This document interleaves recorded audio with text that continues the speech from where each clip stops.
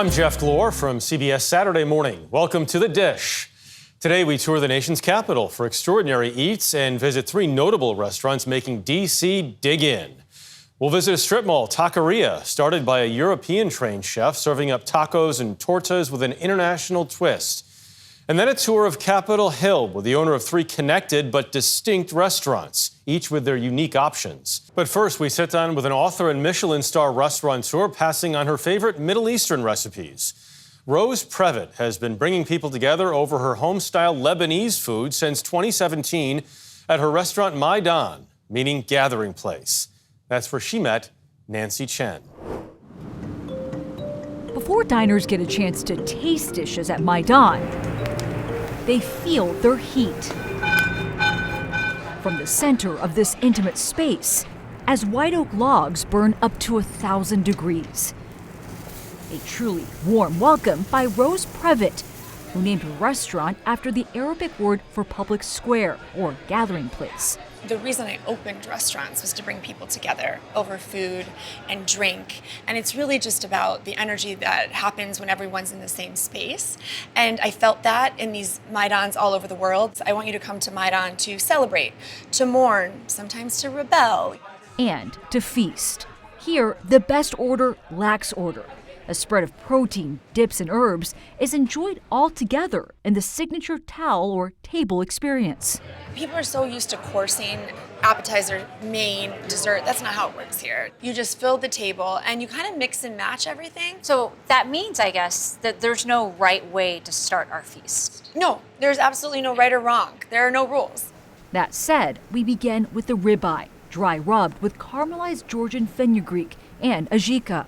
Do not sleep on the sumac onions. Oh. These are actually delicious, and we mix them with parsley and mint, and they enhance every single bite. It's served alongside a Lebanese staple, mahamra, a dip made of walnuts, roasted red pepper, pomegranates, and molasses. There's also yogurt-based lebne, mixed with lemon, garlic, and dill. Flavors that prove useful for our next combination, chicken shish tawuk. Take a whole chunk, or as much as you can, put it in the bread, and now you want to layer. Oh. So I would do either muhammara, lebna, or both, and I lay it right on top. And then we finally get to our sabzi platter. And then we just pull a little bit of herbs. That's good. It is good, right? Maydan's colorful dishes are packed with spices, imported from markets thousands of miles away. Previtt shares their ingredients and stories in her book, Maydan, Recipes from Lebanon and Beyond. You note that many of your recipes and your dishes come from parts of the world that are more associated with tragedy and trauma than food. Why is it important for you to change that narrative? I really felt it was, my job almost to come back to the U.S. and teach people here about places they might not have been to. And what I found, of course, was the American perspective on the places we went was one of shock that we would go there, or fear that that place might not be safe.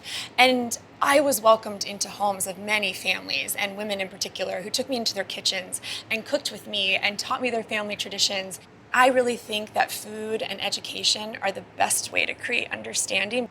Her approach came in part from traveling through more than 24 countries after moving with her husband David to Moscow when he became a foreign correspondent. The 3-year assignment was difficult. She had trouble finding her footing professionally. A master's graduate of public policy, Previtt was unable to obtain a work visa. I had never been one to just follow a man. And then all of a sudden I was just at parties and places just talking about David's cool job. And I didn't have anything, so I felt that sense of losing myself. And that is eventually what got me to my true passion. That passion was food, inspired from a young age by her Lebanese-American grandmother and mother in their tiny Ohio town. My mom didn't pass along language. I don't speak Arabic. But what she did do was pass along the food so that we wouldn't forget where they came from. Why do you think food has been so resilient in being passed down across generations when other aspects of culture are not? I think that food is one of the best ways that we hold memory. And for me, and what you'll see in the cookbook, is like food is storytelling. Almost every dish in there has a story behind it. Wanting to share the culinary stories of those she's encountered, Previtt opened her first restaurant after they returned to Washington, D.C., Compass Rose, highlighting street food from around the world. It quickly landed on lists of DC's best restaurants. And 5 years later, as Previtt prepared to open Maydan, she brought a team of chefs for a whirlwind research trip through the Middle East and North Africa. I call it cooking with grooms. That was our little hashtag. In this part of the world, it tends to be women in the kitchens. And I think they hold some of the most powerful stories, the most powerful techniques. These women in these kitchens have been doing this a certain way for generations. And that's really what this place is about. It was the passion and the spirit of women who cooked for years without any recognition. I mean, they would look at us and kind of laugh like, why do you want to know this again? I'm just going to dash in a little bit of lemon. Previtt also incorporated recipes from her childhood kitchen, where her family would gather to cook and connect. So this is a recipe that's been perfected over decades. Oh, 100%. It's like a staple to everything. A creamy and smooth hummus. It's now one of Maydan's most beloved dishes. So this is a small lamb shoulder. Especially when topped with simmered pulled lamb. Try to get a whole bite, get hummus and meat. The family recipe and technique enduring the test of time. Previtt holds food as a thread to her heritage and part of an inherited immigrant experience as her family assimilated, with unspoken rules about what was permissible inside versus outside their home. Rules passed down like secret codes. What are those secret codes? Oh, it makes me cheer up a little bit. It was what is passed down. We kind of knew, from my parents, that there were things that maybe other people might not understand, but they wanted us to know. And I think through food and tradition, they were able to impart on us the importance of not forgetting where you came from or who you are. Not so secret anymore. Not so secret anymore. Secret's out. Up next, we visit Capitol Hill, where 3 separate restaurants are one woman's labor of love. Hollis Silverman is the juggernaut behind not 1 but 3 successful restaurants sharing a single kitchen, juggling a cocktail bar and 2 themed eateries. Silverman is hoping to make the restaurant industry safer for staff while creating a welcoming environment for guests. Michelle Miller visited Silverman to discuss the inspiration and challenges of running a restaurant collective. Walk into this space on Capitol Hill, and no matter your taste, mood, or degree of hunger, you've got choices. There's the Italian-inspired La Collina, a cocktail bar known as the Wells. And then the Duck and the Peach, a seasonal twist on new American cuisine, coined with love. So the Peach is a nickname for my daughter, and the Duck is a nickname for my old black lab. So. Give a ravioli to finish, 62. For restaurateur Hollis Wells Silverman, it's a take on the ultimate dinner party. I wanted to do something that was familiar, was a little bit nicer than maybe people could prepare at home, but not too pretentious, so really approachable. We wanted to create kind of small, intimate spaces. But turning an old school in her neighborhood into a passion project wasn't exactly her wish come true. Restaurants are an insane business, so most of them fail. I never wanted to open a restaurant. But and you say that with a smile on your face. Well, I feel like in the world, and especially after the pandemic, you have to have a smile on your face. With construction starting in early 2020, the first concept opened within a year. The other 2 followed in mid-2021. There was an opportunity to open these spaces, and I knew that if I let someone else do this, I would be not happy. 3 restaurants virtually in the same spot. How did you pull this off? With a great team. A great team, she says, that delivers great food. Like campace crudo with cucumber and avocado puree, carrots over sheep's labneh or yogurt, winter squash rice made with berbere, an Ethiopian spice blend, and topped with pumpkin seeds and shallot. Smoky. Mm-hmm. It hits on the second bite. Mm-hmm. And Silverman's favorite must-have on the menu, rotisserie chicken with cilantro zug. Roasted chicken is my love language. And why is that? Whenever anyone needs something, or you drop a meal, or someone has a baby, you're having a hard time, I typically roast a chicken and I give it to people. Got it. Because a roast chicken is a true sign of love and deliciousness. A lot of hallways in this joint. We do have a lot of hallways in this joint, leading to many things. Many things. Many things. It starts with the floor plan, 3 concepts that actually share just one kitchen. Well, nobody's supposed to know that. So technically, it's 2 restaurants and a bar from the guest perspective. In order to have a successful business, you need volume. So I designed something that I felt people needed, living here for so long and being married and then without kids, married with dog, married with kids, with the stroller, without the stroller, and understanding that you need a little bit of everything. Push your dough on top and kind of get your fingers Get in the your divots divots. in. Executive Chef Katerina Pettinito gave me a lesson on the art of making 3 cheese ravioli Oh, wow, I'm getting the hang of this. Yeah, that looks great. and offered her take on the company line. I would say she's probably one of the greatest people I've worked for. She's very passionate about making an environment that's safe and encouraging for everyone to be in. Pettinito says the kitchen is built on efficiency. We do all like the right things. We're recycling, we're composting, we're using sustainable products. We're working with local farms and agriculture to make sure that we're bringing in as local ingredients and seasonal, like hyper seasonal ingredients. And Silverman threads her intention through everything, like an all-women wine program and executive team. We're trying to change the game. We're trying to really create a place where people feel welcome. Everyone feels welcome. She got her start in San Diego in Northern California with a degree in hospitality management, later transferring to D.C. with her Navy husband, where she landed in the view of Chef Jose Andres. Jose is an amazing leader, but he's also an amazing team member. So he knows how to build a team. He knows how to look at not only food, but look at beverages, look at design, look at all of the things, and figure out how to make it better. And that's something that not many people do.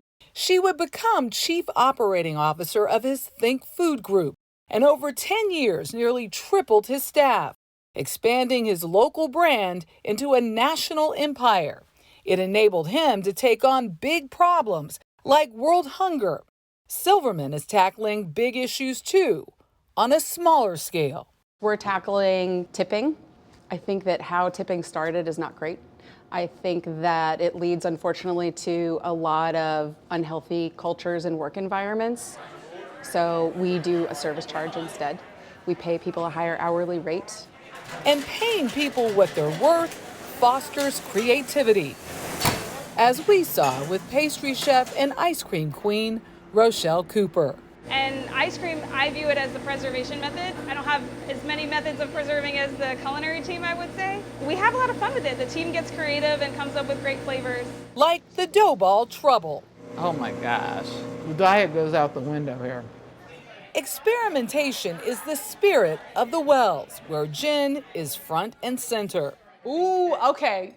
You got me at the ice cube. Well, it's really a good cocktail is about the ice. And then we just add a bunch of fresh citrus and botanicals and herbs and spices to bring out the flavor of the gin. Wow. When are you open?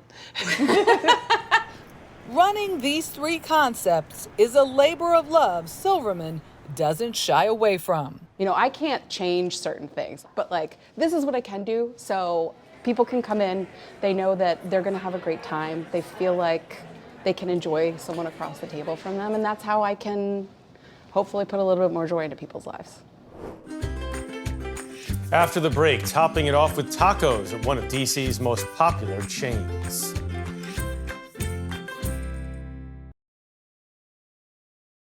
Chef Victor Albisu is the culinary mastermind behind Taco Bamba, a taqueria chain throughout D.C. and in parts of the South, serving fresh tacos with global flair. The chef told Nancy Chen that it was his mother and grandfather who inspired his culinary journey.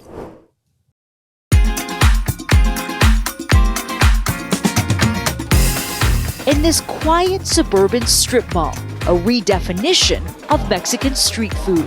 Can you put anything in a taco? No. Victor Albisu is the chef and owner of Taco Bamba and says there's no time to waste in leaving an impression. It's a kind of almost like this holy opportunity that you have to give somebody just a wonderful experience with a few bites. Those bites include fried fish squidding tacos, carne asada tortas with a beef frank, egg rolls stuffed with 3 meats, and even a calamari ceviche with a tropical twist. This coconut milk is amazing.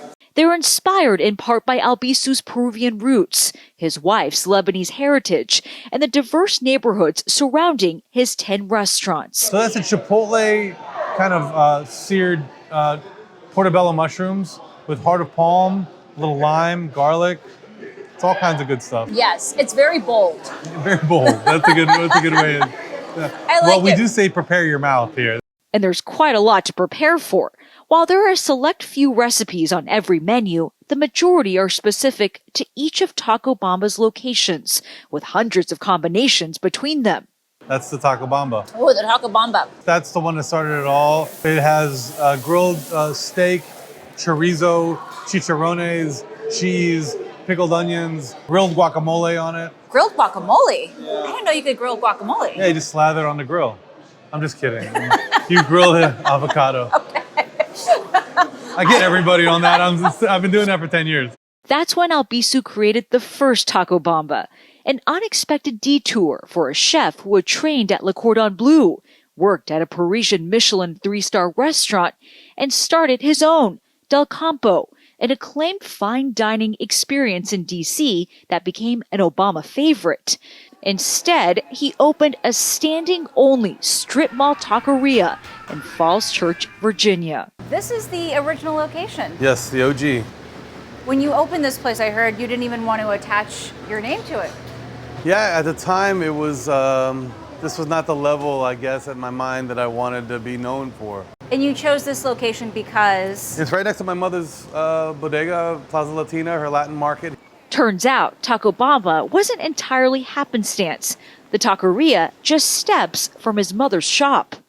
Albisu started working in the family business at a young age, even making Cuban sandwiches for customers when he was 10. He called it Victor's Deli. I grew up stocking shelves, cutting meat, putting prices on, all that kind of thing. How did that shape you? Well, I got to experience all of this and multicultural food, which kind of changed my life. You know, I didn't realize it at the time. It was kind of a burden at the time, but it became kind of really who I am. It took a while to figure out his culinary identity. Albisu, whose parents immigrated from Peru and Cuba, studied international relations and briefly worked for a government agency before suddenly dropping out to study cooking. He says he first learned the skill from his grandfather. My grandfather was an amazing cook, a natural cook. He had a little bakery in Cuba. He knew all about food. Right around the time I was going into college, my grandfather passed away, and I cooked early on like it was a vendetta. Yeah, like I missed my grandfather, and he never got to see me cook. So it was kind of this empty void that I kept cooking for. That carried me for a long time until I had to put that to bed and stop seeing my reflection in the plate and start being in service of all those around me. That sentiment propels him today, and family continues to be front and center. His mom, Rosa Sosinski, still runs her shop now, where Albisu commands a rather prominent position. I gotta ask you this though. I look over here on your window and you have Jesus and Victor. Those are the two people that are so important in my life. Sosinski's support unwavering, even when Albisu first came to her with the idea of opening a taco shop. But you had some questions about the taqueria. Ha! Just because I mean, I never made a taco in my house. The first day they opened, you went over there and you had one of those tacos. What did you think? Ha! I said, here we go. This is delicious, man. That was great. It was incredible. Her influence and handiwork evident in Taco Bamba today. Sosinski's handmade chorizo is used in that signature taco we tried, with secrets not even her son knows. When do I get the recipe? You'll get the recipe in my will. The secret's long been out about Taco Bamba, though, including from a plug by none other than Billy Gibbons from ZZ Top while he was performing in town. We found this joint called Taco Bamba. Yeah! I've been to many concerts. I don't know how many times I've heard tacos shouted out by someone. And then people are like excited about it. Yeah, it's funny. What did you think when you heard that? It was one of the more surreal kind of experiences, you know, to have your one of your childhood heroes like appreciating what you do. The two have stayed in contact, and Gibbons even lobbied for Albisu to open a Nashville location. It worked, along with more shops in North Carolina and Virginia. Albisu has hopes for more. His strip mall taqueria joint, now a gathering place for communities. I used to plate on beautiful porcelain plates. Yeah. People used to make fun of me for how much I garnish and how much I put into it. Every detail. Every detail. And if somebody grabbed it and moved it, you know, and something fell, it's devastating, you know? It's an ego that chefs have to have in some ways to get started. But over time, it can turn on you. Today, Albisu says his dishes show a different image. I can't see my reflection in a paper plate, right? So we're just in service of the food. We're in service of each other. This is not about me or anybody else. It's about how we grow. An evolution for the young boy who ran Victor's Deli, serving his neighborhood once again. For more stories like these and live coverage of breaking news 24/7, stream us right here on CBS News. I'm Jeff Glor. We'll see you next time for another helping of The Dish.